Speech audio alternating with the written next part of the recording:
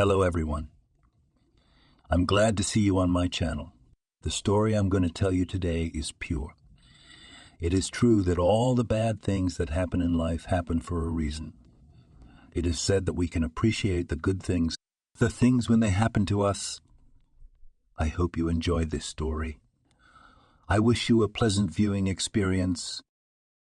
He had been walking down the long corridor of the hospital for 2 hours.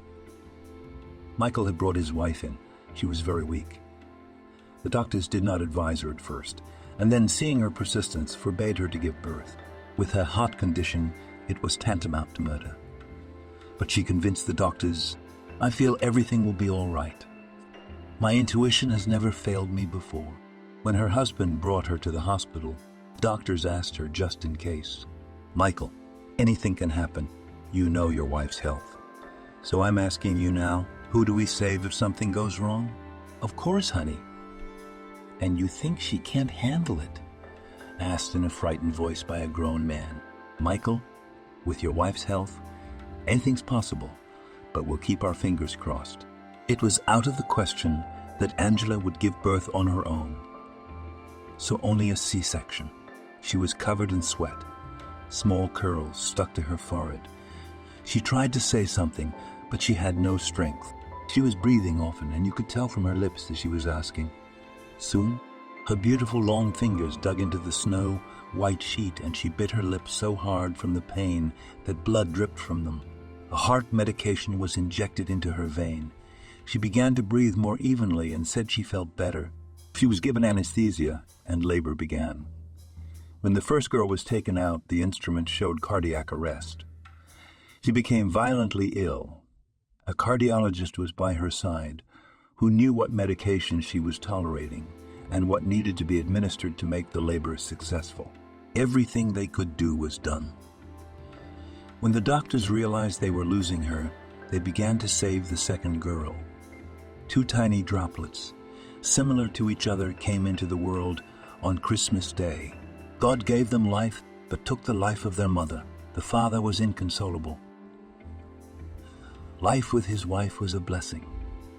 Soft, kind, she loved her husband and was devoted to him with all her aching heart.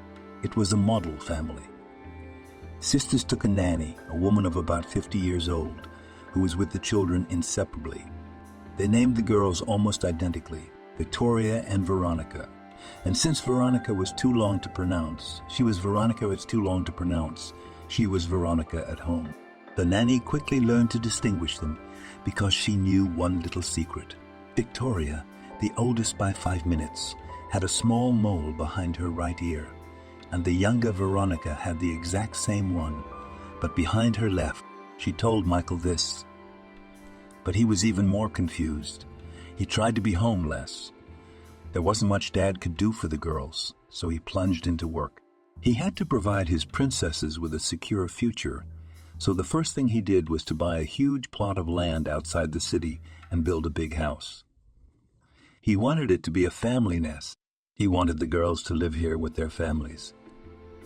Taking this into account, he built a house with 2 entrances, decided so.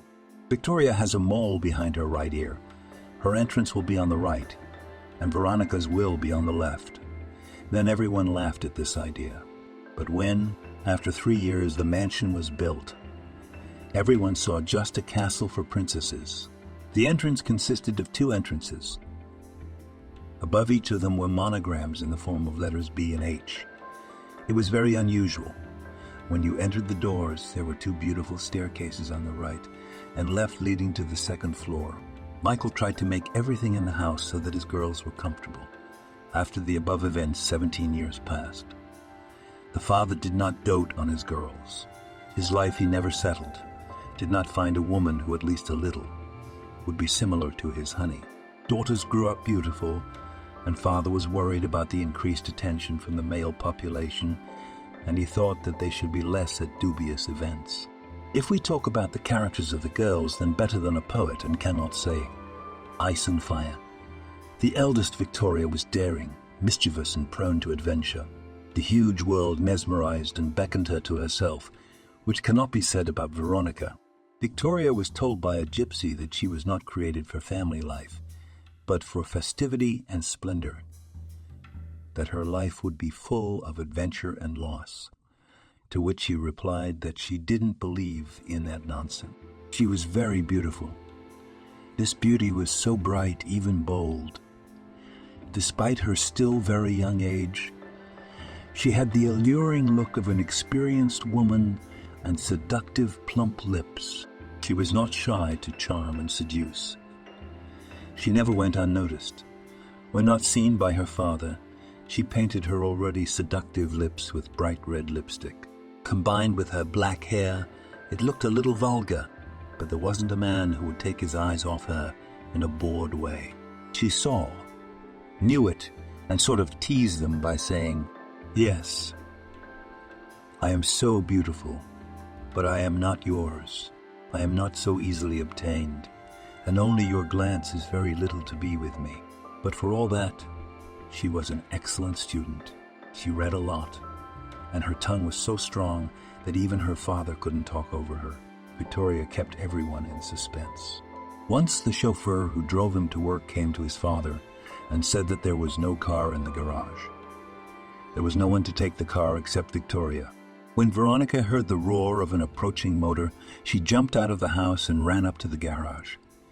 They stared at each other, one completely displeased with her sister's behavior and the other satisfied that she could get away with it. "So where did you learn to drive?" Veronica asked her. But Victoria laughed merrily that her joke had succeeded. From the outside, it was striking that despite the difference in the expression of their beautiful faces and the apparent recklessness of her older sister, they were alike as two drops of water. Looking at each other, it was as if they were looking in a mirror. Veronica's character was completely different. With the same facial features, the same plump lips, she was modest, quiet, like her mother. She was domestic, the kind of woman one dreams of marrying. Intelligent, beautiful, modest, she had in her blood the care for her family and friends. Veronica was content with her home and family and followed their traditions. The sisters were always very close. The girls loved each other very much, and Veronica was always pulling her older sister out of yet another trouble. She always found a reason to justify Victoria and without hesitation took on her guilt. Their father often lectured them, teaching them to be serious and responsible, even when temptations were great. Everything about them was unusual, and sometimes it seemed to those around them that there was one person in front of them. But deep in their hearts they realized that there were many differences between them. The girls finished school, and then their roads diverged. Victoria wanted to enter economics, and Veronica wanted to become a teacher. "Why do you need this pedagogical school? Always these screaming children and miserable salaries. You should go where after studying you can get a good job, or even in the firm to my father. But teachers are not needed there. Think about it, Dad won't last forever. Who's going to take care of the business? I don't know anything about business. Why would I go into it?" You don't have to know anything about business. You can go to law school and then go to your dad's firm in the law department. That's not helping the family business. At the family council, it was decided that Veronica goes to the university, to the law faculty, and Victoria to the economic faculty. So the girls went to the same institute, but to different faculties. As soon as Victoria appeared at the faculty, she immediately divided everyone into two camps. Outspoken enemies and the same outspoken admirers. In the first group, by the law of the genre, was the entire female student body, and in the second, almost all young people, except those who considered themselves not worthy to be next to such a beauty. But strangely enough, the teachers were also divided into two camps. Female teachers, and they were the majority, noted too brazen appearance, hyper self-confidence, frank outfits, and very beautiful appearance. But to be fair, they also noted her sharp mind and cleverness. First course of the economic faculty practically repeated school subjects, so Victoria did not bother with preparation. She had, as in all seminars, and credits. That increased the number of envious people, and therefore enemies. She was not afraid of it. She clearly knew what she wanted and went to her goal. In the second year, special subjects were added, and one of them was financial management. Entering the classroom, the teacher looked around the group. On the second row, his attention was attracted by a searing brunette who looked at him with interest. "How do you do? My name is John. I will be reading your course, Financial Management. The course is designed for the whole year. In the summer session, the exam. There are no books on the subject, so the main source of knowledge on the subject will be my lectures. That's all I have so far. If you have any questions, I'll answer them all at the end of the class." And he began the lecture. Victoria wrote something down, but mostly looked at the new teacher. He was a man about 35 years old. She noted that he was only 17 years older than she was, tall and handsome. He reminded her immediately of the artist Kevin Costner. The resemblance was uncanny. She looked at him without taking her eyes off him, which was very embarrassing. He noticed the beautiful brunette. It was hard to take his eyes off her too, but he was more experienced than this girl and could hold his own. He was clearly attracted to her. At the end of the lecture, John, as promised, asked for questions that he was willing to answer. Everyone remained silent. But Victoria decided to ask, "Tell me, has anyone ever told you that you look like the artist Kevin Costner?" Everyone laughed. A little off topic, but I'll answer so that you're no longer tormented by this question. Yes, it has been said, and more than once. I myself also noticed some similarities, but the most minuscule. Yes, indeed, Victoria said. You are much more interesting than he is. Without any embarrassment, she finished. Thank you for your kind words. But that's the end of the matter. If you are not interested in anything else, I'll say goodbye. She didn't write down the lecture, so she took the notes from Steve, who was the one who had the most fun with her. He was outwardly a very interesting guy, but he was too small for her. He tried to please her. He was her slave, and what she needed with her temperament was a man. 6 months passed. During this time, Victoria learned a lot about her favorite man, and that he became her favorite. She did not even doubt. He was unmarried. In this place, she sighed with relief. He had a rented apartment. After the institute, he had an internship abroad and lived there for 2 years. She had enough of this information, the main thing in which was that he was free. And she started the offensive, not thinking about the consequences. The sisters went to university by car. Victoria was driving. It was obvious that she liked driving, but as an enthusiastic person, she had exceeded the speed limit more than once. But in some amazing way, without involving her father, she dealt with the situation herself. The winter session was coming up, and Victoria was not nervous at all, because there was no subject that would be difficult for her. She couldn't think of an excuse to be alone with John, but one day she thought of slashing his tires and offering her services, giving him a ride home. She asked the local shepherd who always hung out around the corner to smoke and drink beer. After paying a little and showing the car victim, she calmly went to lectures.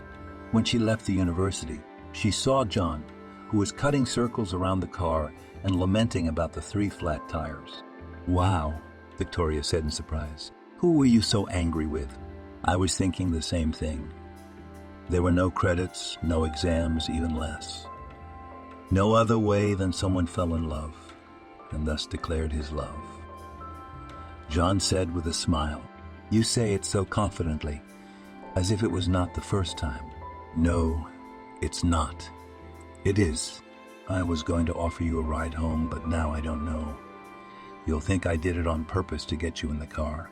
"That's exactly what I think, but I'll ask you to drive me home, but please wait. I'll call a tow truck." She was so embarrassed that he had figured her out on the divide. They rode in the car and were silent. "Where should I take you?" Victoria asked. He gave the address. As they drove up to his house, she didn't want to part with him. He felt it. He had the same desire. But John knew it was wrong, that she was still a child, and he shouldn't go along with his feelings. He was an experienced man. He had been with women. He knew what they were like. But in this case, he knew he had to stop. Victoria was waiting for John to say thank you and leave. so ahead of him, she asked, "What are you going to pay with? What do you need? I can offer money." And he saw her pretty face wrinkle. "I can buy you a coffee. There's a lovely cafe around the corner." She shook her head, showing him that it wasn't that. "Then you talk. I'll do it." "Are you sure you'll do it?" And she had the courage to say, "Kiss me." She did not take her eyes away, but looked straight at him.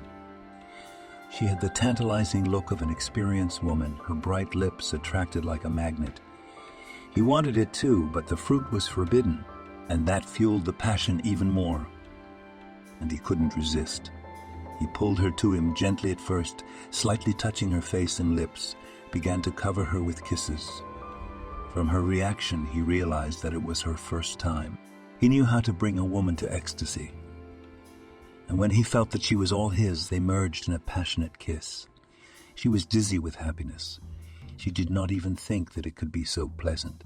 When he wanted to let her go, she didn't let him, wrapping her arms around his neck and pulling him against her. Veronica loved going to law school. She thought she would regret her career as an educator, but no. She liked student life. Despite the fact that she was as beautiful as Victoria, she had friends, appeared girlfriends, on the background of which her beauty was even more expressive.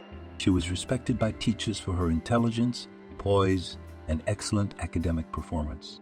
Many boys liked her, but she herself was not in a hurry with relationships. Her favorite phrase, "all in due time." The second course brought a lot of new subjects, new difficulties. Yes, a lot of new things.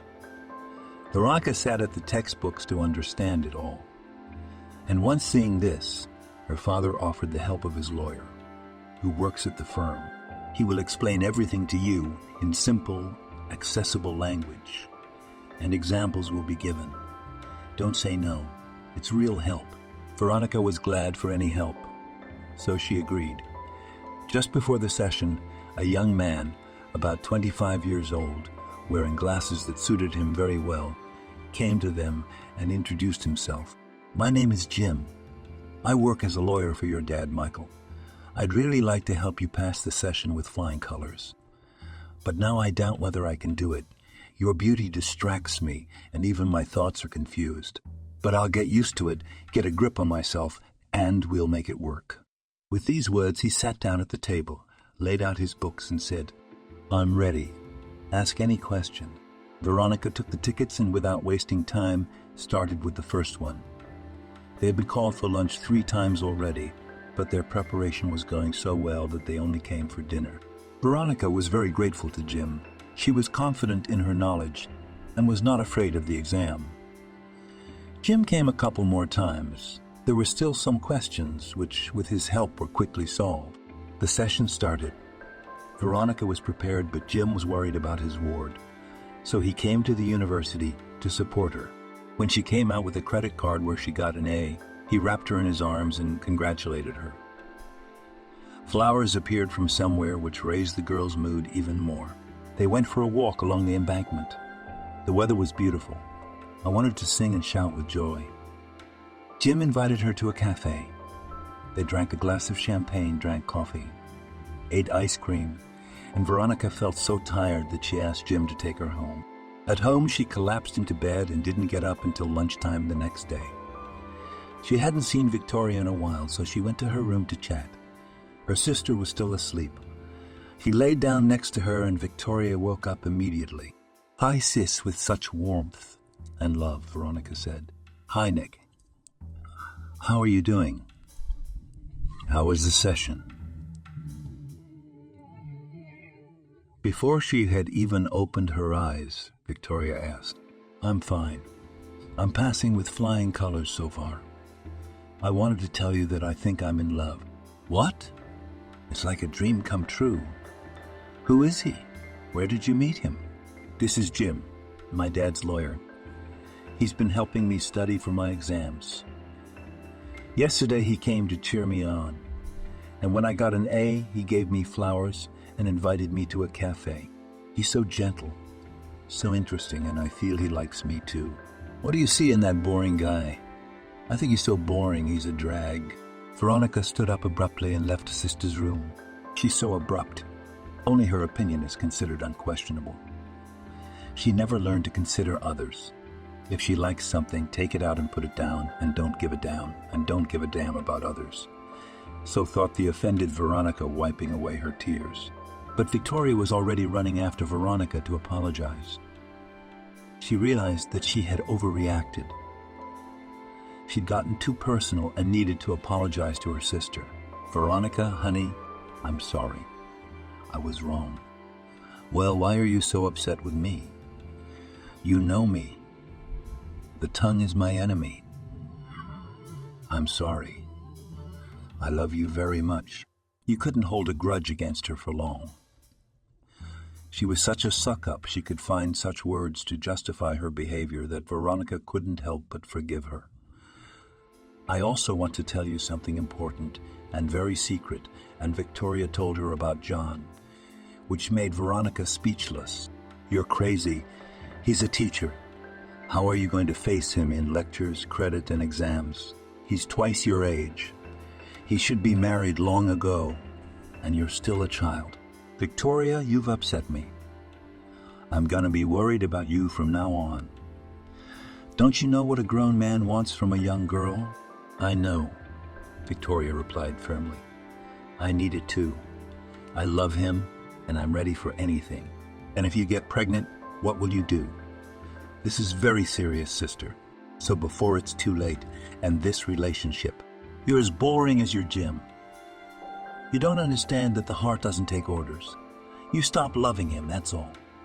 You can't tell it to stop loving him.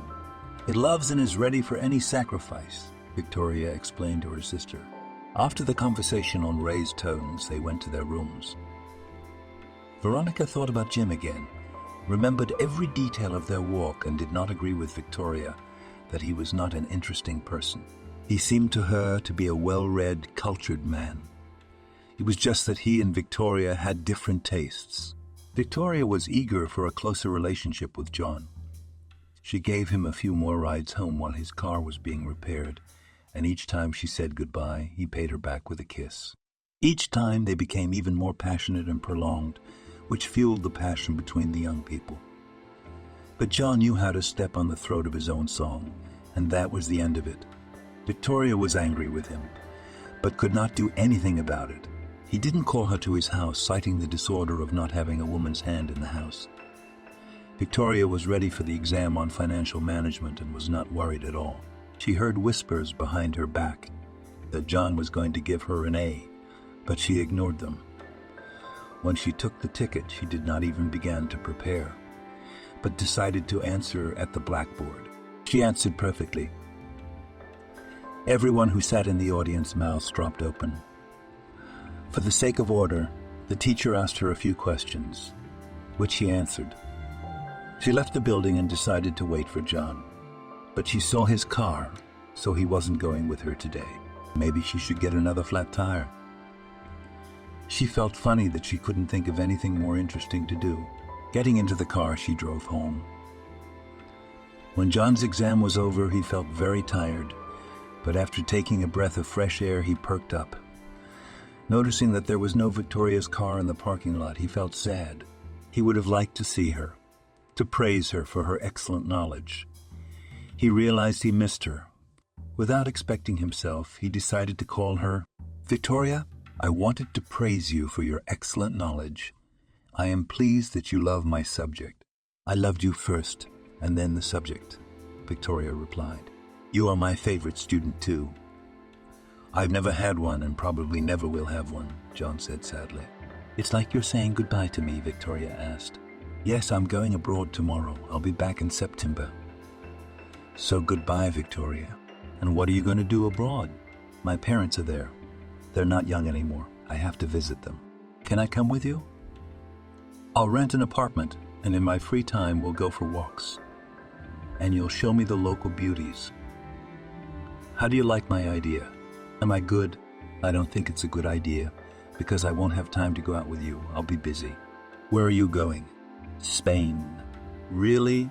We have a house in Spain. I won't even have to rent an apartment. I'll live at home. What city are you in? He didn't want to tell Victoria.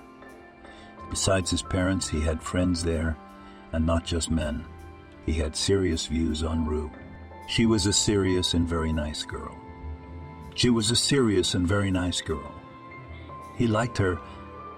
John's mom wanted them to be together. That's why pretty Victoria was going to be a bit of liability. No, Victoria, I'm sorry, but no. We don't need to see you. I get it. You have a woman you're going to see, and I'm in the way. Is that it? Yes, Victoria, you're right. And besides, you and I aren't exactly a couple. I'm much older than you. You still have a long way to go. Goodbye. Tears were dripping from her eyes. She couldn't see anything and stopped to avoid an accident. I'm still going to Spain, and tomorrow too. I have my passport and tickets are no problem. Her mood immediately improved and she drove home. When she went into her father's office, she told him she was going to Spain tomorrow. She would have a vacation, swim in the sea. She would have a vacation, swim in the sea. She had passed the session with flying colors and deserved a vacation. Michael didn't mind. Veronica didn't mind either. There was only one flight to Spain tomorrow, and the tickets were booked for it. She saw John from afar, but she didn't want him to see her. Since they were business-class passengers, they boarded without waiting in line, and they had a separate minibus that took them along the runway. And they got on the plane first because John was flying economy class, and they didn't meet. When they got in the air, Victoria told her sister why there was such a rush. She told her that John was on the plane, also going to Spain. She asked her sister to go to their house alone, and she would come over later. She should see where John was going. Veronica disagreed for a long time, but it was useless to argue with Victoria. She ran after John so as not to lose sight of him. He was met by a girl. Small in stature, a little pudgy, pretty, but she's a long way from me, she thought arrogantly. Maybe it was a sister or an acquaintance. They walked to the bus, and Victoria kept up. When they got off the bus, they immediately ducked into a cab while she was looking for a car. They had already driven away, but she told the cab driver which car to follow. It was getting dark, and when her car stopped, she saw that a completely different person had gotten out of the car they were following. The cab driver had mixed up the cars and followed the other one. Victoria looked around. Everything was unfamiliar. The cab driver was gone. What should she do? The neighborhood didn't look like a rich one. There were small houses around, and she realized that she had to get out of here quickly. She walked in the direction where the cab had gone. She wanted to ask how to get to the bus, but she didn't meet anyone. A group of young men and women were walking towards her, and she asked them for directions to the bus, but she did not remember anything else. She woke up in a dirty shed with a headache and a terrible smell. It was as if there was a toilet nearby. When her eyes got used to the darkness, she realized that she was in a shed with a hole in the roof and a toilet pit next to it. She wanted to get up, but her legs were tied with duct tape. She didn't have her phone, money, or purse with her. Her hands were stiff from the duct tape, so she tried to rip it off with her teeth and free herself. When she freed her hands and started to untie her legs, at that moment a man entered the shed and explained in broken English that she should not hurry anywhere. They had her passport, phone, and money. Where did such a beautiful girl come from? I'm from the USA. Let me go. No, we need such a bird ourselves. You'll work and give us the money. But if you dare to run away, we'll catch you and spoil your pretty face. You'll be in trouble. They're already looking for me and they'll find me. So you better let me go. I can give you money. I have a rich dad. If I call him and he'll send it to me. Give me the phone and you'll be rich. No, pretty girl, you'll earn us more with your sweet spot than your daddy will pay us once. So wait for the owner to come and decide. She realized she was in deep shit. And for the first time in her life, she didn't know what to do. So she was scared. When she couldn't wait for Victoria by nightfall, she called Michael. Daddy, something's happened to Victoria. I can feel it. Come quickly. I can't do it alone. Michael left on a private flight with the security guys. They had worked in intergroups many times and had solved such complicated and intricate cases that Michael had no doubt they would help. They'd get to the bottom of it faster because they knew what they were doing. Veronica met her father in tears, always saying the same thing, that Victoria was in danger, that she could feel it, and she had to hurry. She was taken to show the place where they had parted with Victoria and where she had gone next. After inspecting the place and seeing the many video cameras, they drove to the Spanish police station. After examining the footage, they saw Victoria getting on a bus. They followed the route of that bus. Then examined other video footage. Victoria was clearly seen catching a cab. After looking at the license plate number, they quickly found a cab driver who remembered well where he had taken the beautiful girl yesterday. Half an hour later, they were there. The cab driver, with a wary look around, said in broken English to look for sheds in the yards. And here the Spanish police refused to help, saying that the girl is an adult, came here on her own. No one forced her, and attract people do not know what for what they will not. Michael offered them money and a lot of money, but they left. The boys decided to go it alone. There were a lot of shabby houses, no different from the barns in the yard, but not so that they could not be examined. It was nearing the end of the day, and the search yielded nothing. Veronica kept calling and asking how he was doing. They sat down on a bench and decided to make a plan of further actions if they did not find Victoria in these barns. Suddenly they saw 5 men coming out of the farthest shed, which they had not yet examined. When they were out of sight, the boys rushed there. The barn was dark and smelled terrible, but they saw Victoria. She was huddled in the corner, screaming in English, "Don't come near me." Then they called Michael, and she recognized him and started crying hysterically. They brought her out into the light. She was covered in bruises and bruises. She was beaten, her clothes were torn, and she didn't fight back. She was raped. We decided to go to the police station and show them what had been done to a U.S. citizen. Oddly enough, the police were not surprised and said she came voluntarily to this criminal neighborhood. No one dragged her there. She knew what might be waiting for her there. How could she have known what was waiting for her there? She was looking for a friend. Why didn't she take the same cab back to the city? She saw the neighborhood she was in. She came here on purpose to find adventure. If she'd been kidnapped, there'd be a crime, but here we don't see a lineup. Do you think it's normal for a girl to be in this condition? If she enjoyed the adventure, she wouldn't have resisted.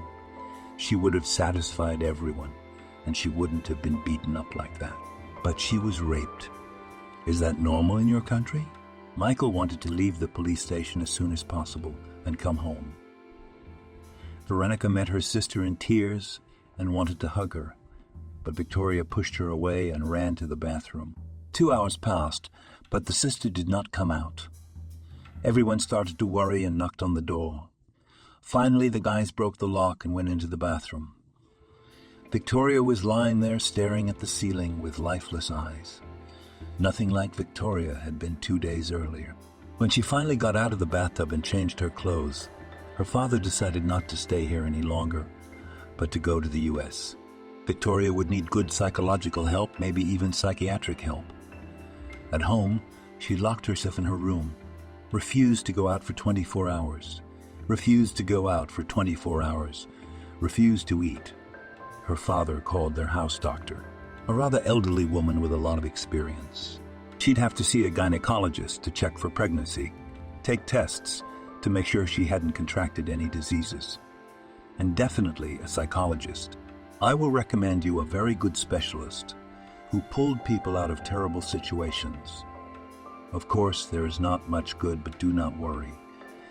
She is young, healthy, time will pass, and she will come to her senses. She refused to go to the doctor. She was hysterical.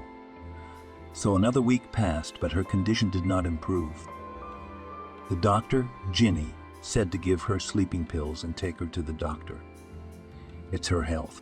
Michael had arranged with the doctor in advance, and when Victoria was brought in, she was immediately admitted, examined, and tests were taken. Blood was taken immediately from a vein so that the tests would be more accurate. When Victoria woke up, she was already in her bed. There is nothing worse than waiting. Veronica was very nervous for her sister. She shrank, never left the house, and kept waiting for Victoria to call her to her bedside. 3 days later, they got a call from the hospital saying that the tests were ready. Veronica went to the hospital and from there to Guineas to find out what the tests said. After looking at the tests, the doctor reassured Veronica. She is not pregnant. Already good. There are no steeds. It is too early to check for AIDS. In a month and a half, we will take a second blood test. So it's not that bad.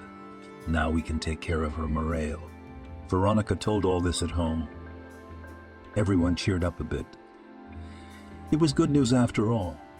Ginny gave the psychologist's phone number and told her not to wait too long to invite him to Victoria. It had been a week since Victoria had been home, but her condition was terrible. Suddenly, Veronica had the idea to call John. Tell him about Victoria. Maybe he could help. But she'd forgotten that her purse with her passport, money, and cell phone had been taken from her by her rapists. But she wouldn't give up. At the university, she was unlikely to be told the phone number, but her dad would be lucky. He got John's phone number through his friends and Veronica called him. When he heard the whole story, he was horrified. Why did she do it? Why didn't she tell me? He had many questions, but Veronica didn't know the answers, so, interrupting him, she asked, "You will come to help your sister?" "I'll be able to, in a week at the earliest. I'll take my mom out of the hospital, and only then I'll get out." "Okay, call me when you arrive. I'll give you the address." John couldn't calm down for a long time after hearing that. Poor girl, what she'd been through. He couldn't forget what Veronica had told him. John arrived as promised a week later. He was worried sick. What would he say to her? How would he comfort her? But when he entered the room, everything became clear and simple. She recognized him immediately and even wanted to smile, but she didn't really succeed. But why was his heart beating so hard? Why were his palms sweating? Did he really have any feelings for her? She was also beautiful. Only her current beauty was not so bright. But still, she was good. Her eyes were very sad because her heart was sad. Her soul with sad eyes was searching among the other eyes for a soul who could hear her sadness and comfort her. He did not see that Victoria in whose eyes the devils were playing, and every minute in her head were ripening crazy ideas. When he sat down on her bed, she put her arms around his neck and sat there for so long. He felt that she was crying. "Come on, why these tears? You have such beautiful eyes, and tears make it hard to see them." She put her palms on his face, looked at him for a long time, and kissed him on the lips. It turned out so sincerely and tenderly that John pressed her against him and whispered in her ear that everything would be all right, and kissed her too. It wasn't a passionate and long kiss, but it was precious to her. She was coming to her senses and felt loved in spite of everything. "Let's go for a walk around the house. I'll take you on the swings." "I don't have the strength," Victoria said quietly, "and I'll carry you in my arms and put you on the swing."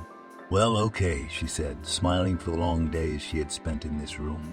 All the household sat downstairs waiting for John to come out and tell them everything. But when they saw him carrying Victoria outside in his arms, there was a silent scene. Everyone turned their heads as if on cue, seeing them off with a look. They walked for a long time until Victoria was cold. Back, she quietly walked by herself. He walked her to her room and put her in bed. She looked up at him and immediately fell asleep. John went downstairs where everyone was still waiting for him. "Thank you, John. Veronica thought to call you, and for good reason. Her daughter is better now that you're here." As Michael talked, John couldn't take his eyes off Veronica. "How alike you two are. Like two peas in a pod. You have a double happiness, Michael." He said goodbye and said he would come tomorrow. All night Victoria dreamed of a gypsy woman who reminded her of their first meeting, that she was the one who had predicted it all for her. "Let me tell you another fortune," Gypsy said. "No, don't. I'm afraid of you," Victoria shouted. "Go away, don't scare me." Veronica heard her cry because their rooms were next to each other. She touched her shoulder, and her sister woke up. Her forehead was wet. "I'm thirsty," she said. Veronica quickly ran to get a bottle of water and gave it to her sister. "Where is John?" Victoria asked in a weak voice. "He will come later," he promised. It was July outside the window, and the weather was like fall. It had been raining since morning and it was chilly. Victoria didn't want to eat, but she was sleepy. Her head fell on the pillow and sleep again took her in its soft and gentle embrace. Again she dreamed of the Gypsy Woman. "Your misfortunes are not yet over. You have." At this point, Victoria woke up. She was breathing heavily in her arms. Her hands were shaking as if she had Parkinson's disease. She couldn't calm down for a long time, afraid to close her eyes and see the Gypsy Woman again, who would tell her what trouble still awaited her. Still there was no John. She sat down on the bed, put her feet on the floor, and walked leisurely out of the room.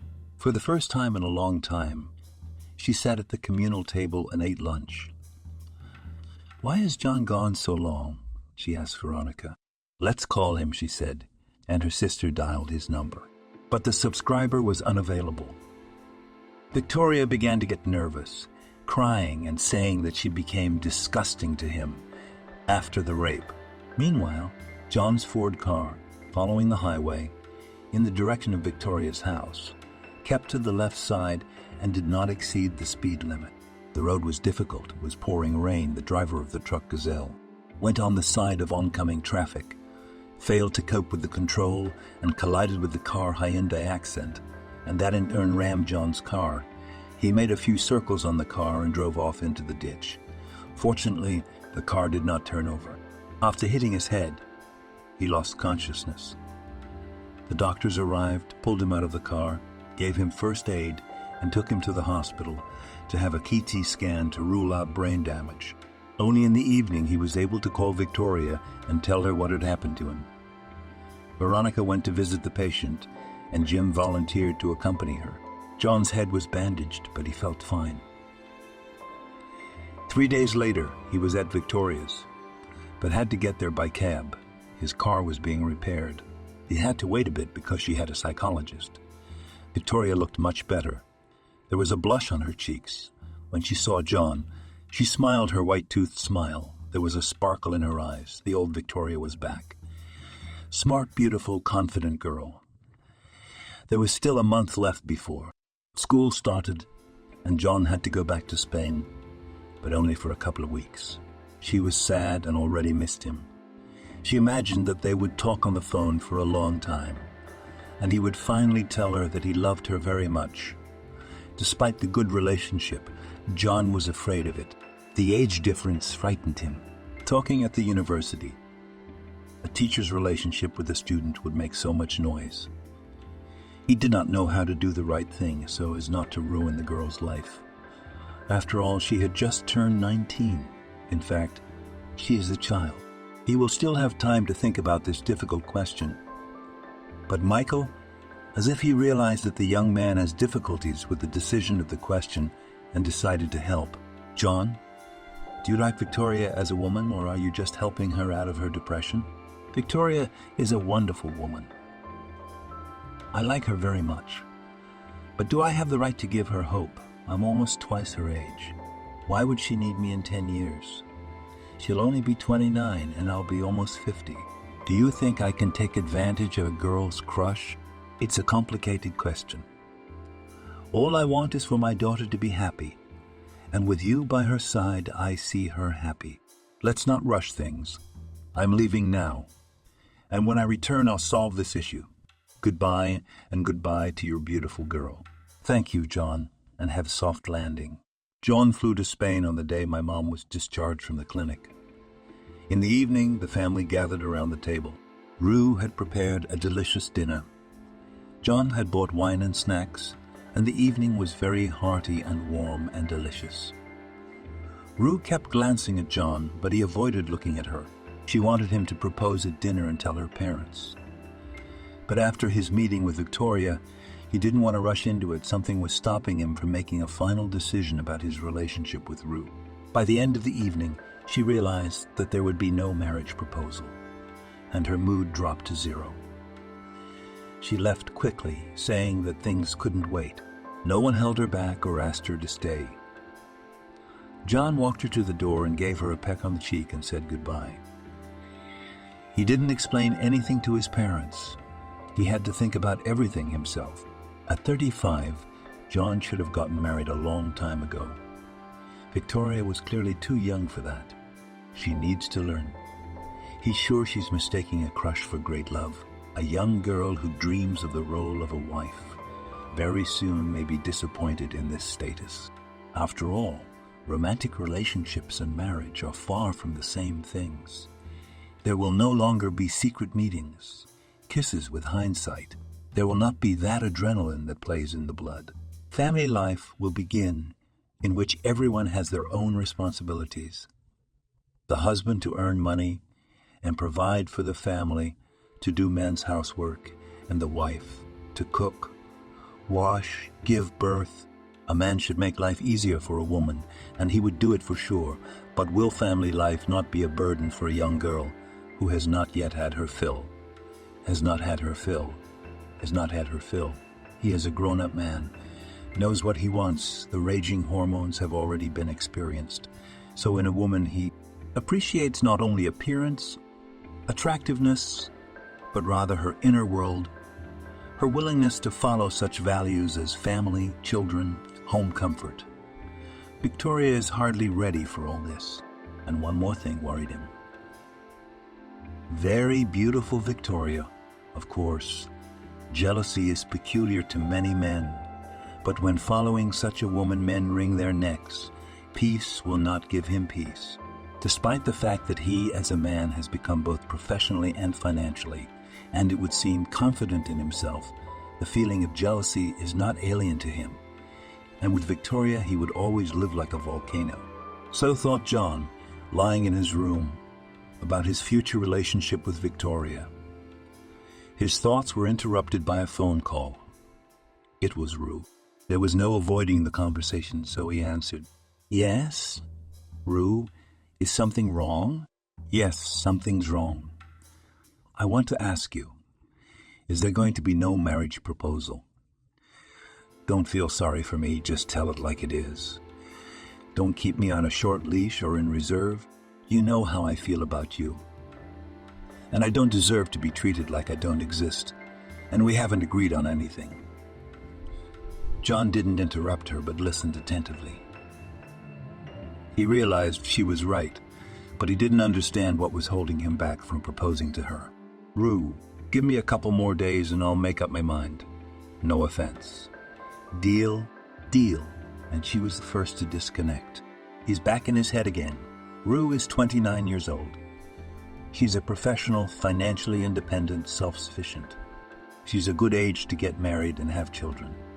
She's a decent person. Kind, sincere, loves children. And how does she cook? You can't beat it. She's not beautiful, but she's pretty. Here she is, a ready wife and future mother to your children. What to think? If you marry Rue, you'll never regret your choice, said the inner voice he always liked to argue with. You've known her for years. She's a trusted companion, and importantly, your parents like her. Yeah, that's true. His mom, Fiona, told him to marry Rue, that's all. And you like her yourself because you have to go to bed with her, not your mother, the inner voice advised. Before I met Victoria, I thought I loved her. Well, then it's decided. Call and make an offer, commanded the inner voice. I will. Rue is my man, but Victoria will meet her prince. He will be younger, more handsome, and of course he will love her very much, because it is impossible not to love such a beautiful woman. The next day he called Rue and invited her to visit. Taking her by the hand, he went up to his parents and said, Mom, Dad, I'm getting married. This is my future wife. Do you bless me for my union with her? And his parents all said yes.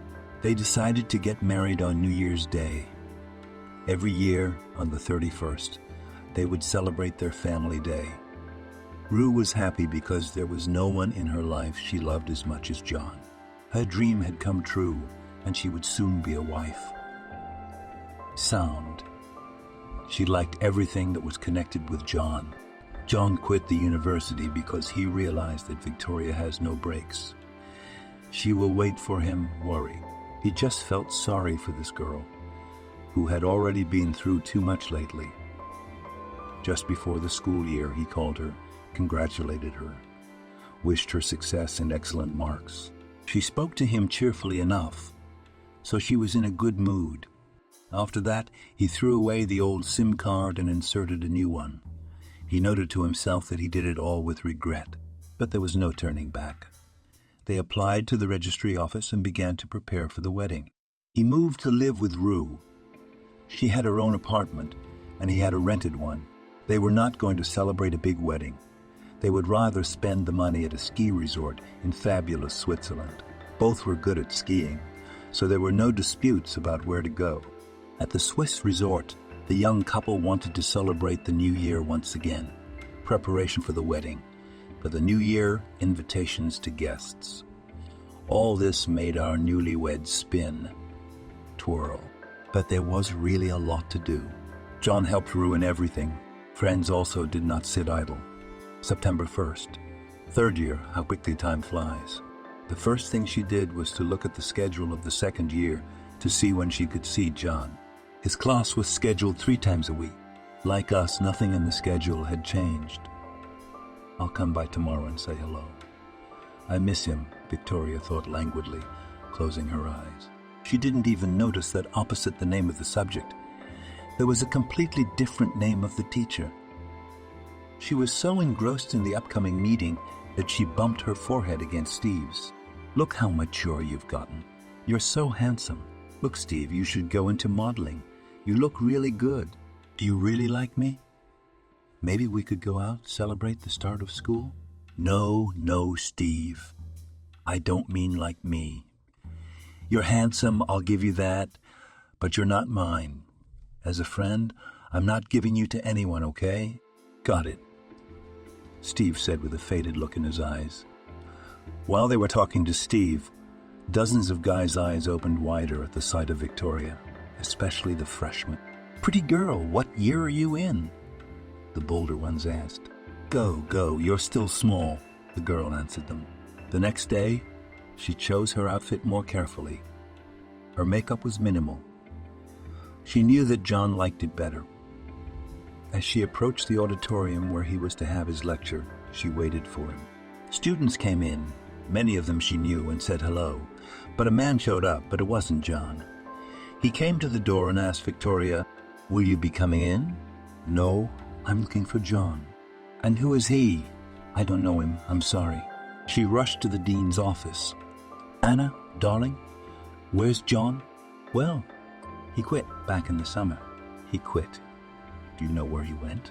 "No, nobody knows for sure, but they say he's done teaching. He's working as a consultant for some firm. I don't know which one." She didn't know what to compare her condition to. She'd been run over by a skating rink. She's dead, she's gone. Is he disgusted with me after what happened? Well, he realizes it could happen to anyone. Not just anyone. It could happen to you. Because you're reckless, the inner voice couldn't bear not to intervene. You shut up, nobody's asking you. Without you, it's sickening. Victoria sharply parried him. She didn't want to study anymore today. She went to Veronica's faculty, took her out of class, and they went for a walk, eating ice cream and talking. Yes, talking, because that's what she needed most of all. How could he, Veronica, say nothing and just disappear from my life? You should call him, her sister advised. She dialed his number, but there was no answer. He changed his SIM card. Listen, I know where he lives. Let's go. Well, let's go, Veronica said reluctantly. She didn't like this situation. It was high time for her sister to calm down and get on with her life. It was not her man. Other people lived in the apartment where the previous tenant had gone. They had no idea. Her last hope of finding John had collapsed. She hadn't gone to the university for the third day, lying with her arms stretched out along her torso. Veronica sat next to her, talking to her the whole time. Veronica, well, if he didn't want to commit his personal life to me, we could have stayed friends, couldn't we? What do you think? I think it's a bad idea. Why do you think that? Because you're not ready for it. And that's just how you'd keep him in your life with the hope of getting him back. I mean, think about it. Could you handle that kind of friendship? Surely you'd want more, wouldn't you? Victoria was silent for a long time and answered, yes, I'd get him with this friendship. And we'd probably become enemies. That's what I'm saying. Veronica, maybe I should find a replacement for him. Why, I have a huge choice at uni. No, dear sister, you shouldn't. Take a break. Realize the experience. Analyze your former relationships so you don't make mistakes later. Don't get yourself worked up. Do not build yourself a jilted bride, by the way, which you never were. Minimize the tragedy of the situation. Nothing fatal happened. Look, Veronica, maybe I should go to a fortune teller. Victoria, you're losing your mind. You don't need a fortune teller. John didn't promise you anything. He said you weren't a couple. Didn't he? That's right. That's it. Go back to sleep and go to school tomorrow, okay? Yes, tomorrow for school. Thank you, sis. You're welcome. They kissed and left to meet again tomorrow. 5 years had passed since the above events. During that time, the girls had graduated from university and worked for Michael at the firm. Veronica was a senior lawyer in the department, and Victoria headed the economic department, and very successfully. She was a strict boss, sometimes even harsh, but everyone loved her because Victoria was fair. She always helped her employees and noticed good work. Veronica was getting ready to get married. Jim proposed to her, and she gave her consent. Victoria, on the other hand, was never able to give her heart to anyone. She still hadn't forgotten John, even though she hadn't seen him since, and he hadn't made himself known. She searched for him on social networks, but she couldn't find him, even contacted the computer races. But they said he wasn't registered there, and John lived and worked not that far from Victoria. He married Rue, and they had a son, Ben, and a daughter, Victoria. One day, while sorting through the piles of magazines that were already tumbling out of her nightstand, Victoria saw a 3-year-old family magazine that she bought on an occasional basis. On the front cover, she saw John with his wife and children. Inside on the spread was a huge article about family. The Art of Being a Family was the title of the article. Why hadn't she seen this magazine before? How could it have passed her by? Victoria read it several times in a row.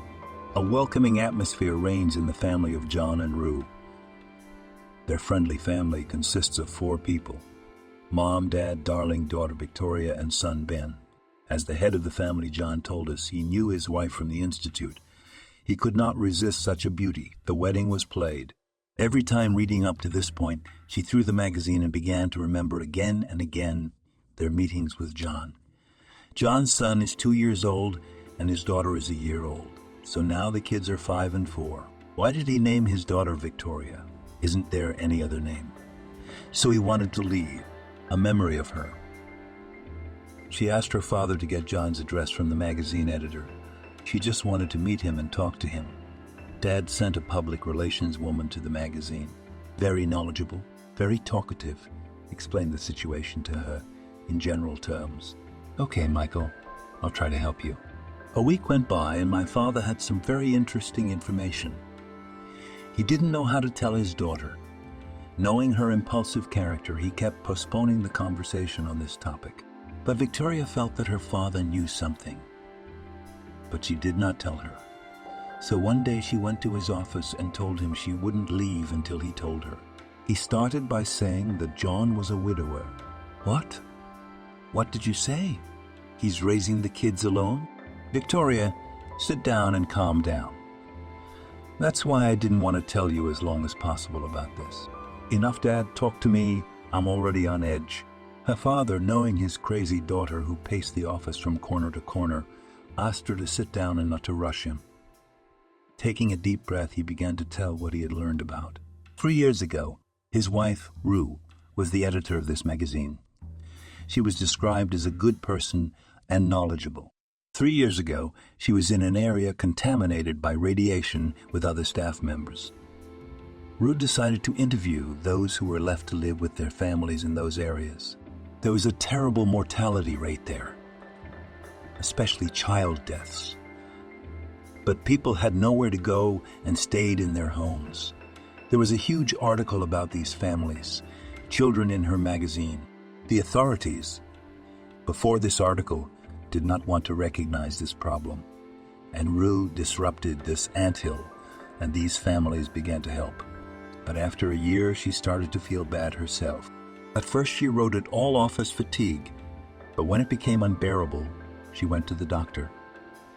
She was diagnosed with cancer already at the 2nd stage. She underwent surgery, and a year later she relapsed. After more surgeries and chemotherapy, she died last year. John was left with 2 children. Since his parents are in Spain, Rue's mom came to visit him. She now lives in his house and helps with the kids. He works hard. You have to support the house and the 2 children. It's all very difficult. That's about it, I guess. Did she get an address or a phone number? She did, but I don't think you should call him, let alone go to his house. The kid's grandmother might not like it. It hasn't been that long yet. Wait, don't rush him. Dad, I want to offer to help. Victoria, you know you can't do anything to help.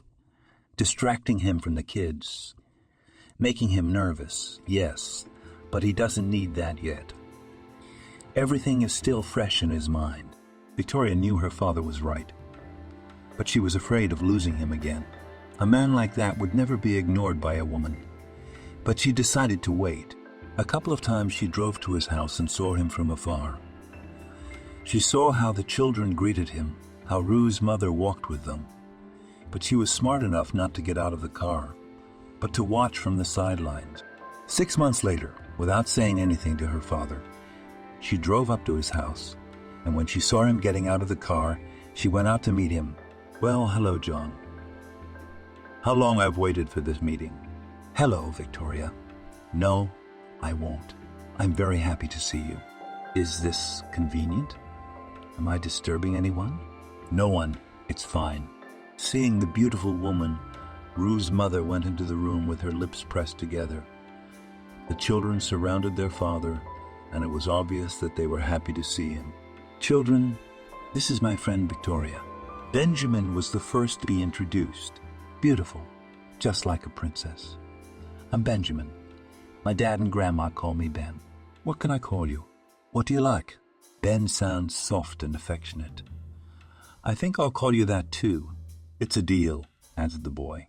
And little Victoria hid behind her daddy and didn't want to go near a strange aunt, even though she was beautiful.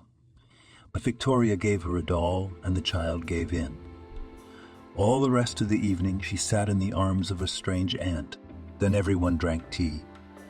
But John's mother-in-law never came out, though the children called for her. Children had to go to bed, and Victoria went home. Will you be coming again? Asked Ben. If your daddy lets me, I'd love to come. Daddy will, said John. He walked Victoria to the car and they said goodbye. As soon as John entered the house, his mother-in-law flew up to him and started to complain. That you've already forgotten your wife, got yourself a woman, and even brought her home. You've forgotten my daughter quickly. It's not even been 2 years since you went out with women. Maria, don't say things you don't know. Victoria is an old acquaintance of mine. Former student. I've never forgotten Rue, and I never will. So why did she come to our house? Swear to me that you have nothing to do with her, my mother-in-law asked in a raised tone.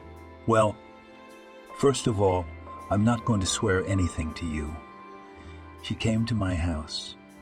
And secondly, my friends can come to me, or I have to ask your permission who can come to me and who cannot. I am an adult and I will decide who I want to socialize with and when. I am very grateful to you for your help, But if it is in exchange for control over my private life, I'd rather put my children in a daycare center. Maria was afraid that her son-in-law could deprive her of communication with her grandchildren and lower the degree of claims. You do not take offense at me. It just hurt for my daughter. Just she died and you've already found another. I've said it all, Maria, and I won't go back to this conversation. I told you before, and I'll tell you now. If there's a woman my children will love, she'll be my wife. Of course, I won't be single all my life, however much you may wish it. That said, I don't forget Rue for a moment, and I am very grateful to her for the years we have been together. The week passed quietly. Victoria didn't come or call. On Sunday near noon, she arrived and invited me to take the kids for a walk. There's nothing for them to do outdoors. It's cold out there. They can catch cold, said the mother-in-law, as always loudly and with an irritated intonation. Hello, and we'll go to the shopping center. It's warm there. A lot of entertainment. I think the children will like it, said Victoria in a calm tone. Who are you? She thinks.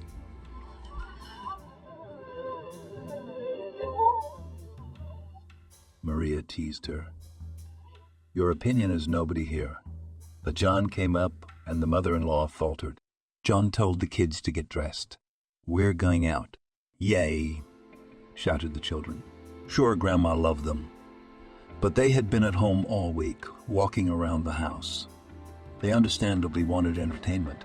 While riding in the car, Victoria talked to Ben. He knew a lot of fairy tales, talking about good and evil. But he didn't know letters, he couldn't read, and he was already 6 years old. Victoria was still a little girl, but it was time for her to study a little too. John, you have to put kids in daycare. They don't socialize with their peers. They don't do anything but read fairy tales. That's good, but it's not enough. Children need to develop. John said nothing, but realized that Victoria was right. When they arrived, they went to the Children's Entertainment Center. The kids were playing there and Ben came up too. At first he watched, and then he wanted to play too. He started pushing the kids to get into the center. The kids didn't like it, and they started pushing him too. John wanted to intervene, but Victoria stopped him. This is what I told you about. He doesn't know how to play in a group because he doesn't socialize with his peers. Take your time. Let him try to solve the problem. But the kid took offense and ran to complain to his dad. John explained to him as best he could that he was wrong. We arrived home in the evening. The children were happy, though tired. In parting, Victoria told him to think about her words. John found a private kindergarten and put the children there, but it cost him part of his life and health. At home, there was a huge scandal. Mother-in-law did not try to restrain herself and was not shy in expressions. This girl sang in your ear that the children should be given to a kindergarten. Right? I can see right through that bitch. She wants to get into bed with you, so she's all about the kids and you. But I ain't gonna let that happen. Next time, she'll be out of this house like a cork out of a bottle. That could be your mistress. Why did you name your daughter Victoria so you wouldn't forget about her? Isn't that a steep price to pay, Maria? You're a smart woman and, of course, you want the best for your grandchildren. Do you think they need to socialize with their peers? Do they need to know something other than the fairy tales you read to them?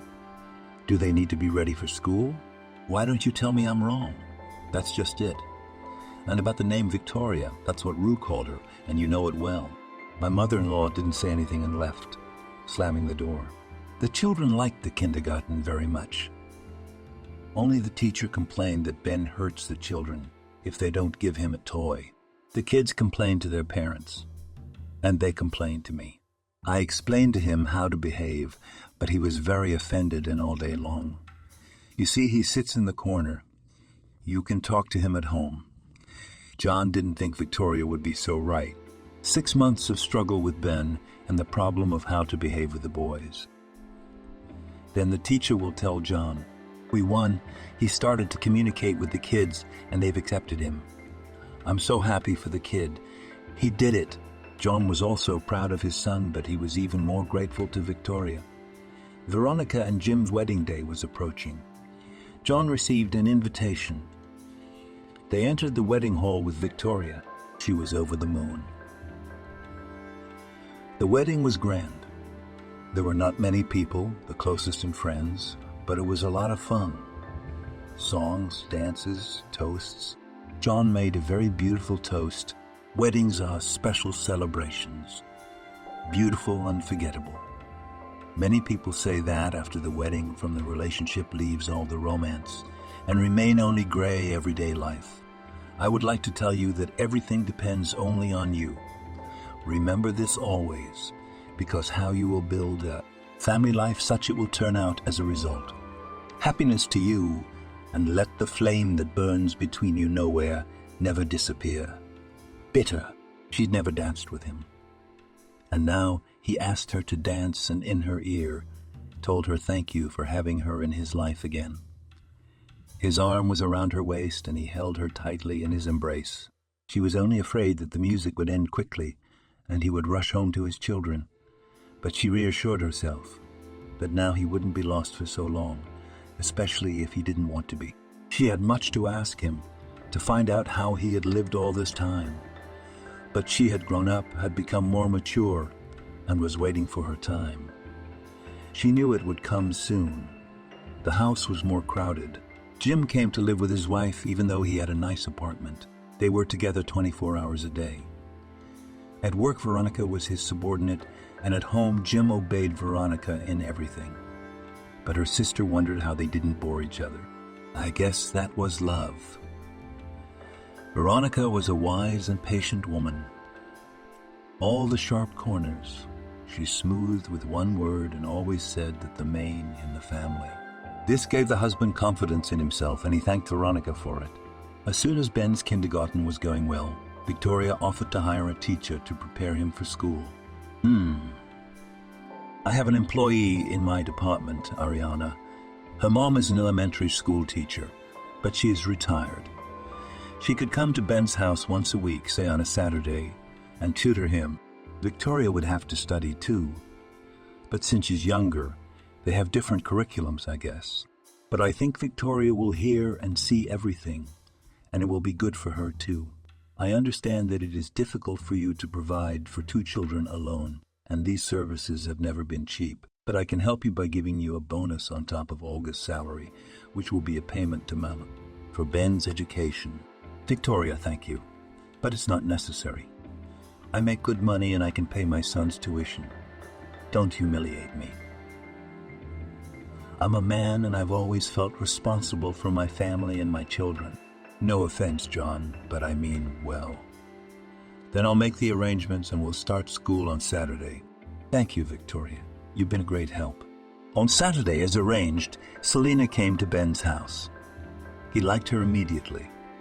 As Victoria had expected, her daughter stood like a tin soldier and absorbed what the teacher was saying to Ben.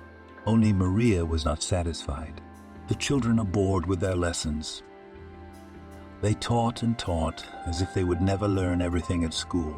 But when in a month, both children knew all the letters, and Ben was already reading syllables, she cried, kissing him on the top of his head and saying, "What a good boy you are. You're just like your mommy. She'd be proud of you." 6 months later, Ben was reading remarkably well, counting to 20 and solving simple examples. The child learned to retell what he had read. It developed his speech and increased his vocabulary. The question of choosing a school came up. There was a school in the cottage village, but John wanted a more prestigious one. Victoria advised him to give him to this school, which is not far from his home. If your mother-in-law gets sick, if you are on a business trip, the child will be able to get to school on his own. It's quiet here. There's security, no strangers' cars. Selena will also come at first to help the child, to do his homework, and in 4 years we'll see. John agreed with Victoria's arguments, and Ben went to the school near the house. Everyone came to see him off to the first grade: his grandmother, sister, father, and Aunt Victoria. The child was very happy, felt supported, and was not afraid of anything. Little Victoria was raring to go to her brother. She wanted to stand next to him and hold his hand. Finally, John let her go, and she went over to Ben and stood beside him. She didn't want to go home, so she went to class with him. Then they were brought home together. The first day there were no lessons, and there was a holiday knowledge day. At first, Maria saw him off and met him from school, and after 2 months he already went on his own with other children. Selina came to Ben, did lessons with him, and was very pleased with her student. John saw that it was hard for her to come to her son every day, and he offered her to live in the house, and on Saturday he would take her home. She agreed because she already wanted to refuse from lessons. Age was making itself felt. Maria at first sulked, even did not talk, but seeing the peaceful and calm character of Selina began to soften. They talked a lot about life, went for walks, drank tea, and the mother-in-law was glad to have such a neighborhood. Victoria and John were very timidly establishing relations. She was sure that the relationship with a man would bring her what she needed: love, tenderness, attention, all that a woman gets when she is loved. She did not show haste and activity. After all, sometimes a woman herself begins to rush events, or worse, to lead the process, which is very frightening and repulses the man. Being an adult lady, she did not rush events, did not push the man, and gave him the opportunity to understand his feeling. She did not call him first, did not impose meetings. She waited for activity on his part and was afraid to frighten that fragile happiness, which she smiled after 5 years. She realized that after a few meetings she should not treat it like she was marrying him tomorrow. She was very afraid of hurting his feelings for his ex-wife. That was another reason that kept her in no hurry. She didn't want to take up all his free time and space with her. She also realized that a mature man doesn't show his feelings immediately. And John was far from being a boy. Despite her mother-in-law's displeasure, they met, went to the theater, movies, gave time to their children, who missed their father very much, but were not in a hurry to go to bed, although both of them wanted it very much. Then finished the first grade. He studied easily. Selina praised him very much. John thanked her for her work, for her warm attitude to Ben, gave her a salary, a bonus, and let her go on vacation. It was almost a year and a half after their meeting, but nothing had moved forward. John did not make any steps for rapprochement, and Victoria lost hope for personal happiness. She decided to go on vacation to a warm land, to bask in the sun, to think and maybe start a new life, a whole new one, without John. The sea, the sun, the white sand was beautiful. How nice to be on vacation. She only now remembered that she hadn't been on vacation for 2 years.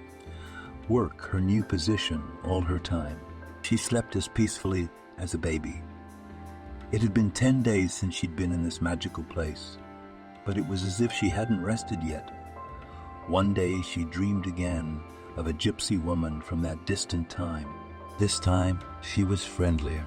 "Well, are you afraid of me? I remember you screaming and crying so I wouldn't scare you. Everything I predicted for you came true. Now I can tell you what's next for you. You want some? No, don't. Let everything stay the way it is. What's to come is what's to come. You once told me I wasn't cut out for married life, but I think you were wrong about that. I want to get married. I want kids, but I can't. Well, there are single people. Don't worry, you won't get married for a long time, but everything will end well. And most importantly, you're in for a big surprise. You have no idea, but it's gonna bring you joy." And she was gone. Victoria opened her eyes hard. Her head ached a little. She decided that she would not go to the beach today. She took a shower, ate breakfast, and felt better. "No, I'll go to the beach and lie down, at least in the shade, get some sea air." She dozed off again and woke up to someone looking at her. When she opened her eyes, she saw John looking at her and smiling. "Well, you wanted to run away, and I found you here. Why did you disappear so suddenly? I thought I would never see you again. I thought, well, I can't wait for John to be nice to me. I've got to do something about it and start living without him. Get used to everyone going their own way." "No, Victoria, we'll go together, if that's okay with you." "No, I don't mind because I love you." Ben graduated from elementary school with an honorable mention. It was a great credit to Selena, who taught him so much. My daughter finished 3rd grade. John and Victoria decided to give the children a party. They invited friends and girlfriends from school, invited clowns, set the tables right outside. The children had fun, and in the evening there was fireworks, a very beautiful sight. It was getting dark. Parents came for the children and took them all home. The holiday turned out to be a glory. Even Maria liked it. Victoria wanted to go home, but John offered her to stay and go only in the morning. But Maria also put her 5 cents in. Late for children, and for adults it's not too late to go home. Especially by car, in no way she did not want another woman to be next to John. Victoria didn't argue, packed up and left. As she passed her mother-in-law, John heard her. "Thank God she's gone, or she'd be here all night. As long as I'm alive, no woman will come here." John realized he had to consummate his relationship with Victoria. The kids adored her, and she was great to them too, so she was no mom to the kids.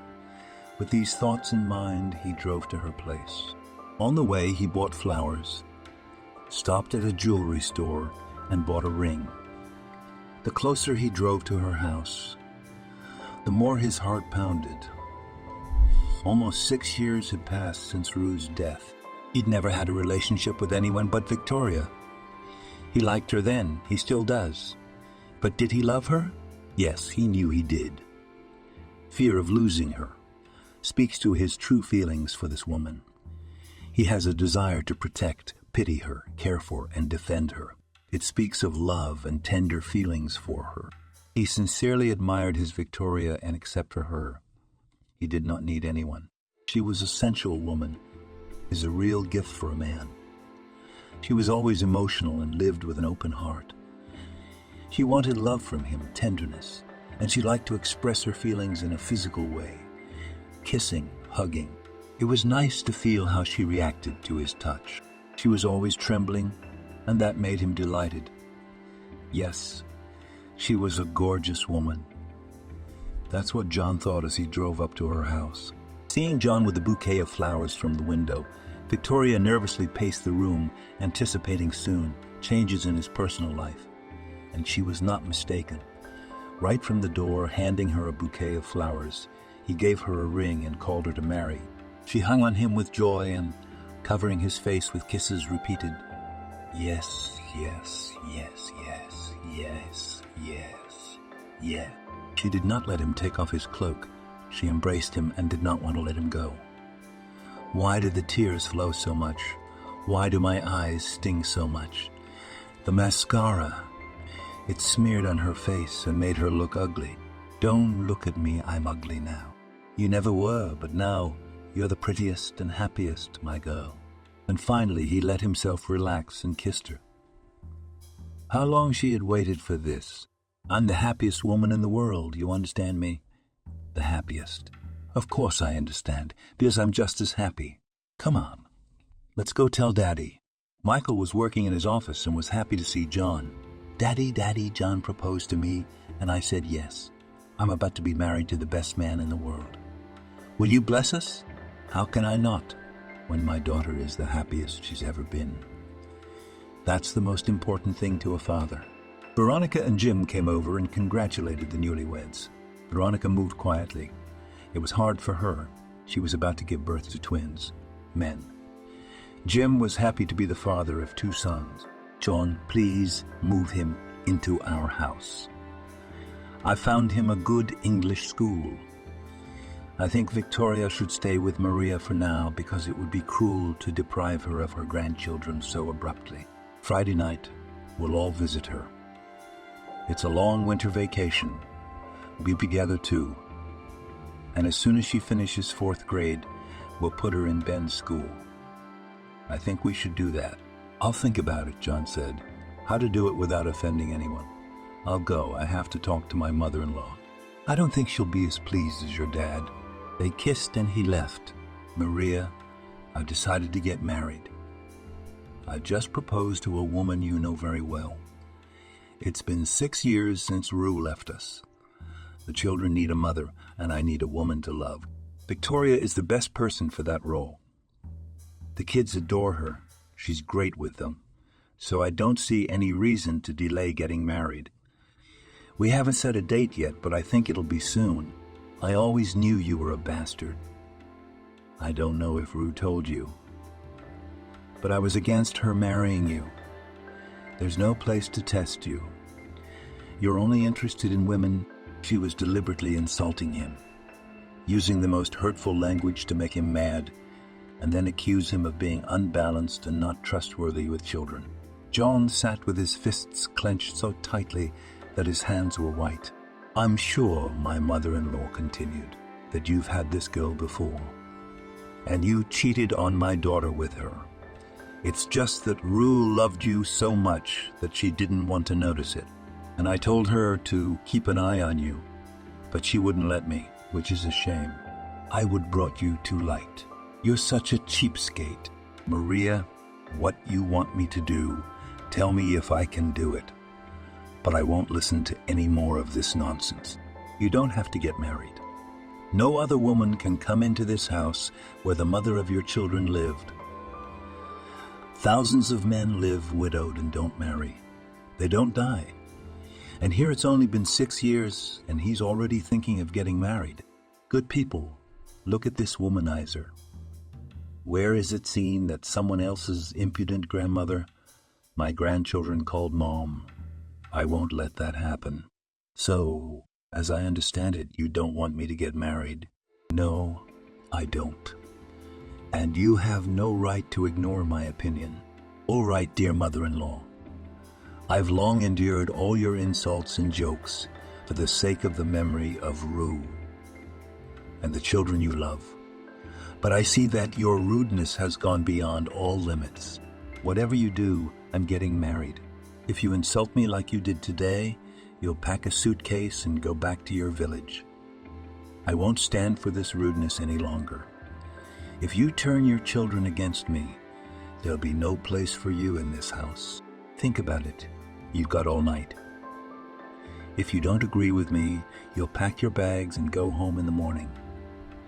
If you stay, I'll know you've accepted the inevitable. Oh, I forgot to tell you something else. Ben will live at Victoria's house from September 1st and attend English school there. You, if you agree of course, will stay here with your granddaughter for another year. And after a year, I'll take her and she'll go to school with Ben. You could stay in the house. It's more comfortable than yours, but you know the conditions. Now I've said everything. Think about it. I won't change my mind. What kind of father are you? You're a snake, not a father.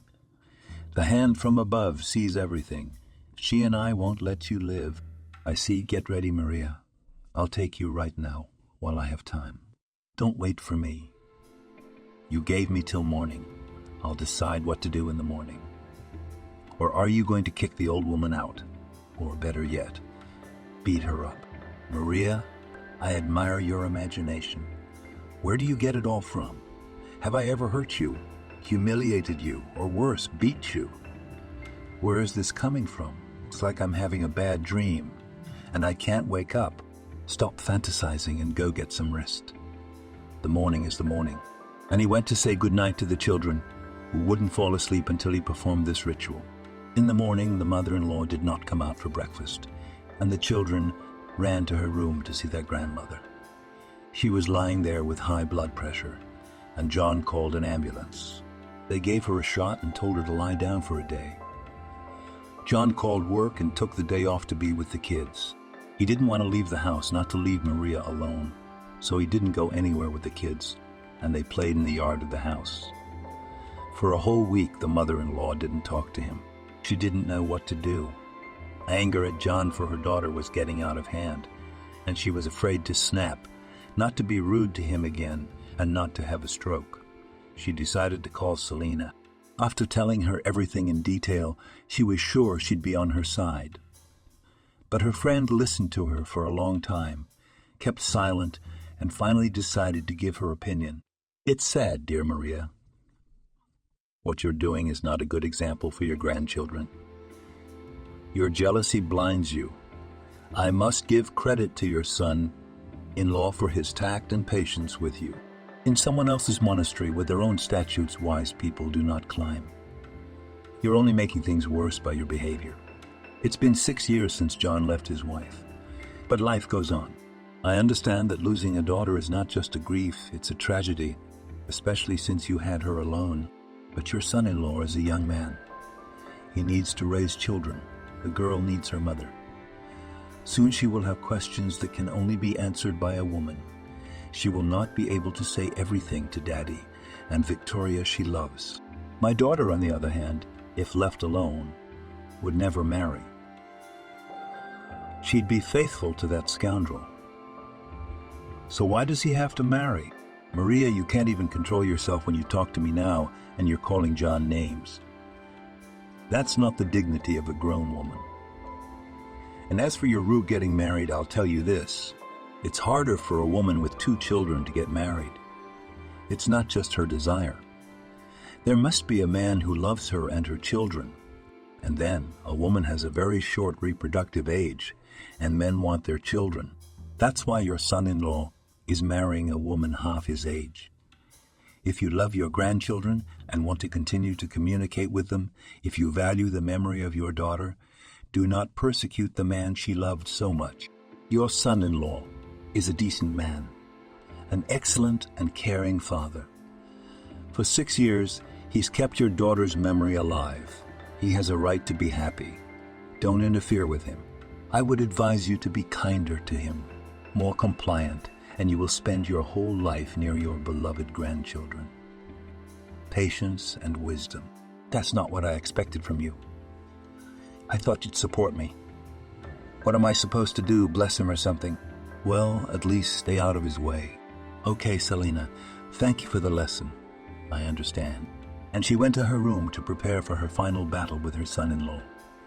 She decided to take the children to her village, and before leaving to call the guardianship authorities. Let them come, asked the grief-stricken man. Where are your children? Let him answer if he can. Of course she realized that the children will not take away from him, but the nerves of him. She will fray his nerves before the wedding. My poor daughter, if you knew what is happening in our kingdom, she cried, looking at the picture of her daughter. She called the guardianship authorities, told them about the children, where half of the information was taken from TV series, asked when they could come and see all this. The lady with the squeaky voice said she'd get a call back. The next day, she got an early call back, before John had even left for work. She was afraid he'd figure it out, so she went up to her room to talk.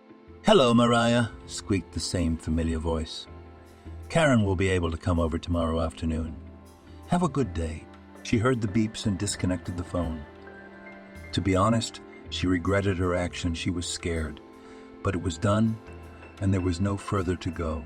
The next day, as soon as John left for work, she did not clean up the table, but on the contrary, scattered the children's things and left with the children to their village. The inspection came when no one was home. After waiting for a while, they saw a car pull up to the house, and out of it came an imposing man. The women looked at each other, and as if on command began to tidy themselves up. One fixed her hair, another raised her bust higher, and the third looked in the mirror and painted her lips. Lined up, they waited for the man to come closer. John? Good afternoon. We're from Child Welfare. May I speak to your children and see their living conditions? He immediately realized that this was his mother-in-law's last effort before he got married. She didn't understand anything. All right, come on, I'll show you around. The youngest Rue gave a thumbs up, looking at her friend. Oh my God, what a man. As he opened the door and let the women in, he was surprised that no one was home. Where are your children? The most experienced woman asked sternly. She was older than the others in age and, apparently, in position. John realized that if he said, "I don't know," they would immediately give him a verdict. Bad father who doesn't look after his children. To gather his thoughts, he motioned for everyone to sit down and said, "He and Maria are out for a walk. She is the grandmother, the mother of his ex-wife, and where they are walking, you can call them, invite them home. We want to talk to them. While you're calling them, show them your children's room." And they followed John up to the second floor of the house. The children's rooms are always such a mess and 3 layers of dust, and she ran her finger along the shelves where the children's books and toys were. No, of course. Apparently the grandmother was in a hurry to go out with her grandchildren and didn't tidy up the rooms. "I see," Karen said in a snide and gravely voice. "So we'll wait for your children today." "No, my mother-in-law's cell phone is not available." "Too bad, too bad. I'm gonna have to terminate the parental rights of a father like that." "What was that for? Dust on the shelves? Don't you ever see that in your house?" "Don't be rude, my dear. It could cost you." "Are you threatening me?" "No, of course not. But I'm telling you how this could end. Tomorrow, early in the morning, we'll come again." And they walked out of the gate in a single file. John called and asked me to come over today and clean the house. He said to bring a helper with him so that everything would be clean today. He waited for them and went to the village to pick up the children. He was sure that his mother-in-law had taken the children there. An hour later he was there. Children were about to go to bed. "Quickly gather their things and get in the car," the father commanded. The children were happy to see him and quickly ran to the car. Maria stood on the hood and looked at her son-in-law with bulging eyes. "You, I don't want to see in my house anymore. You have no place there. Rue, probably. In the coffin turned over in the coffin turned over in the coffin from your prank. But it won't change anything. The wedding is in August." As they drove off through the rear window, he saw Maria running after the car, waving her fists. She came to his house again in the middle of the night. When he opened the door for her, she walked with her head down and went up to her room. At precisely 9 o'clock in the morning, the women's team came to John's house in the same formation. The children were already eating breakfast when the guests entered the house. After talking to the kids, they went up to their rooms again after looking at the perfect order. They went downstairs. "Well, John, we liked everything. You seem to be a good father, or rather trying to be one. It is commendable. We'll come back and see how the children are growing up. Goodbye. Goodbye. Good luck to you." Rue looked at John with eyes that said more than words could say. But John didn't pay any attention to her, and they left. John decided not to be the first to start a conversation with his mother-in-law. Maria, after a phone call with her friend and a check from the guardianship authorities, started it herself. "John, I've been thinking a lot about the rest of our lives. You're free to do what you want. I've realized what I've been saying is resentment for my daughter, jealousy. I even confessed to you that I called the child welfare authorities to take the children away from you. Then I thought about my daughter. She wouldn't forgive me. She loved you too much, but it was too late to cancel their visit.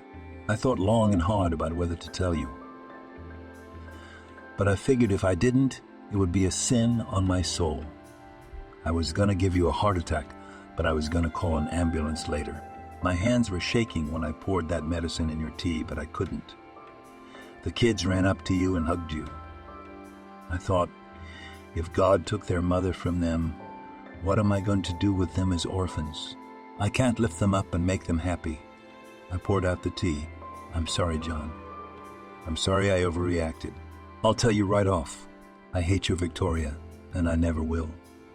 She took my daughter's place undeservedly, but I'll put up with her for the grandchildren. I'd rather you were a widower, but I realize you're a young man and you need a family. Tonight we're closing this subject and burying the hatchet. For the sake of my grandchildren, I'm ready to step on the throat of my own song. Thank you, Maria, for your candor. I want to tell you that the wedding is scheduled for the end of August, because then we will go to my parents with the children. They haven't seen them for a long time and miss them." The mother-in-law cried, and with words, "Do as you please," went to her room. The wedding day came. The most unforgettable day in the life of newlyweds. Such a holiday happens once in a lifetime, and the happiness it brings lasts a lifetime. For Victoria, the white dress, the flowers, the ransom, all these wedding trappings did not matter. It was important for her to hear John say yes when he answered the question, "Do you, John, want to take Victoria as your wife?" After all, it would be said in front of all the guests and witnesses, and it is nothing less than a declaration of love, and it is the most beloved tune to her ears. For them, this was a momentous day. This is their first and main love ball, which will be remembered forever and will open a new life for them. A family life for them. A family life. John kept his eyes on her. "You embarrass me. You have no idea how proud I am when other men turn around and look at you. My vocabulary is so poor that I can't tell you how amazed I am by your beauty." Standing at the check-in, Victoria heard, "God, such a beauty." Such an old chose on the voice she did not recognize who it was and did not turn around. But she heard the answer and recognized the voice of her beloved sister. He is the love of her life, and she doesn't need anything else. Victoria noted to herself, "Well done, Veronica." She said everything right, and she pressed closer to John. The mother-in-law didn't come to the wedding. No one asked her to come. She would only spoil everyone's mood, though everyone sympathized with her grief. The children were a few days late for school and stayed with their grandparents. After the wedding, Maria calmed down a bit and treated Victoria as a member of the family. Both young families lived in the house as Michael wanted, and he built this huge house for this purpose. Victoria and John had a baby girl. They named her Ro. After that, Mary thawed and gladly took care of the child, although in fact she was a complete stranger to her. Vikochka and Ben went to an English school. John's daughter called Victoria Mom, and Ben got it once in a while. "Mom, I'm already late for school," and then Aunt Victoria. But she didn't take offense. Ben remembered his mom, and maybe it was hard for him to call someone else that warm word. Michael had retired, and the two sons-in-law ran the firm. The house breathed happiness because it was filled with children and love. Thank you for watching this video to the end. Subscribe to the channel. Like it, write comments if you like the story, and see you on the channel.